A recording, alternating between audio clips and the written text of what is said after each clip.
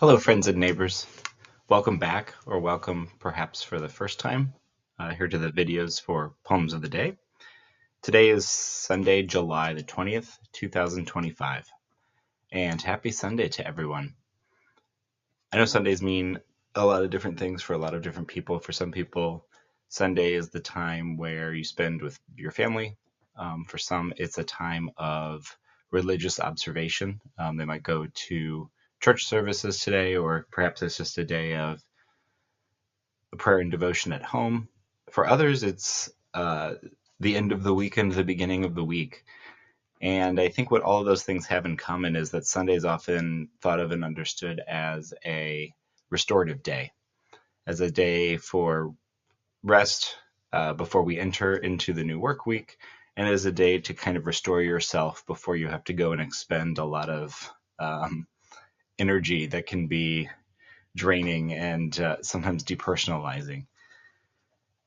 And so the poem I want to look at today comes from Gerard Manley Hopkins, who was a very religious poet. He was raised Protestant in the Victorian era and then converted to Catholicism as a young man, as a result of kind of hiding and trying to destroy some of his poems when he decided to become a Jesuit priest. Still, a lot of his poems were published after his death, ones that were published during his lifetime because they were making some radical experiments with form, but more focusing on ways in which he saw God's grace in nature, which was not as in vogue at the time. They were read as having a kind of didactic content to them. So he was someone who was not really appreciated as much in his time as he is later. And the poem I'm going to read for you today is called As Kingfishers Catch Fire.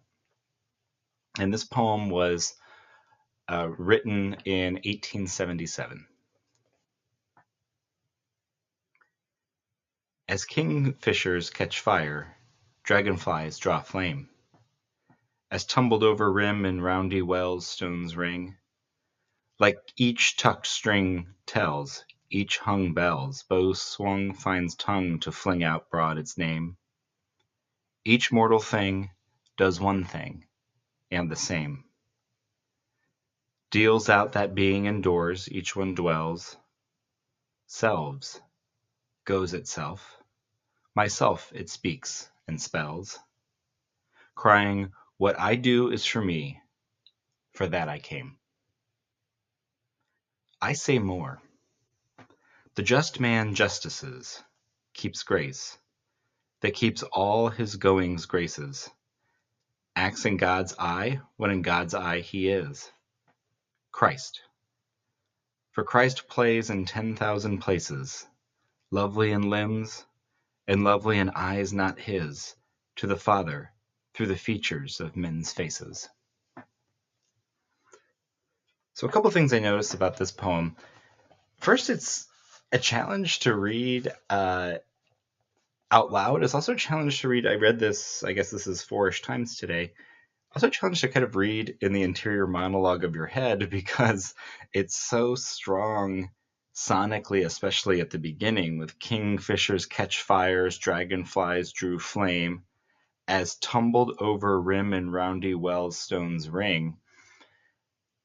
There is a musicality and a cadence to it, but he's also sort of splitting the iambs in strange ways. I looked at the notes in the Oxford World Classics edition of his works, and he, in earlier drafts, specified that he like where the emphasis should go in certain syllables, which in normal heroic verse like this should be evident through the tradition. So he was already kind of bending some of the sonic qualities of the poem, especially when describing nature at the beginning. And this poem is a Petrarchan sonnet. So it's 14 lines long. The first stanza is 8, that's the octave, and the second stanza is 6, and that's the sestet.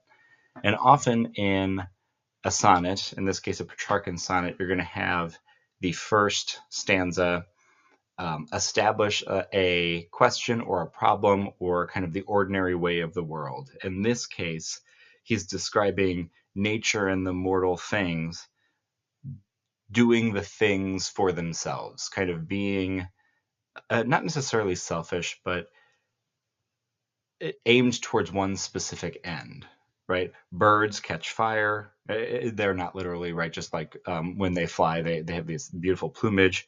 Um, he's talking about the stones ringing out, aspects of nature doing the one thing for which they're directed.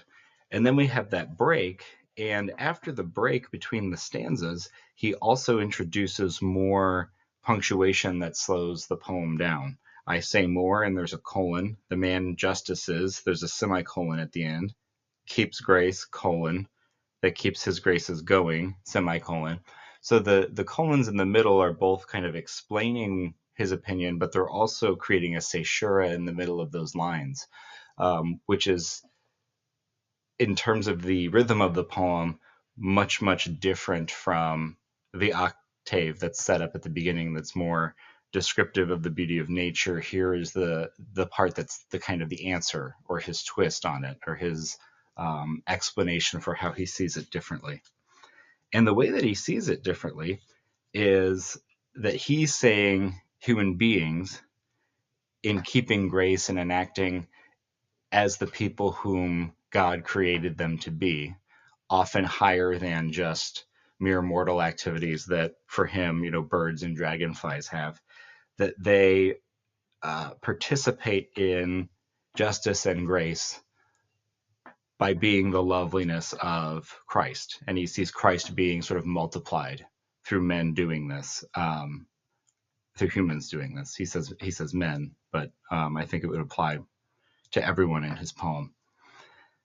And so this poem is kind of deceptively, I think it's deceptive in its challengingness. At the beginning, when you're reading a lot of the kind of beautiful nature imagery, it sounds like it's going to be a poem that's just about how the beauty of nature glorifies the goodness of God. But I think he makes some interesting variations on the form, particularly in the middle of the poem, that allow the speaker, which to me sounds like the writer's voice, to break through and to suggest a way in which he sees human beings as being separate from nature, and in his case called to something higher, which would have been very consistent with his Catholic worldview. So that's one poem from Gerard Manley Hopkins. There's many, many more, and I'll likely read more on this video series. I was introduced to him first when I was in high school because I had a teacher who was a priest who really loved his work, and I found the work at the time, as I do now, to be somewhat challenging and deceptive in its simplicity, but then its play with form. So hopefully we'll get to explore more of that later. I hope that you all have a restful and relaxing Sunday, and that you're able to spend some time with a hobby that you enjoy doing, or perhaps tidying your living space or your life, because I know a lot of the time that can help tidy your brain, or that you get to spend time with your friends and loved ones today and become renewed for the week ahead. So thank you again for joining us, and have a lovely Sunday.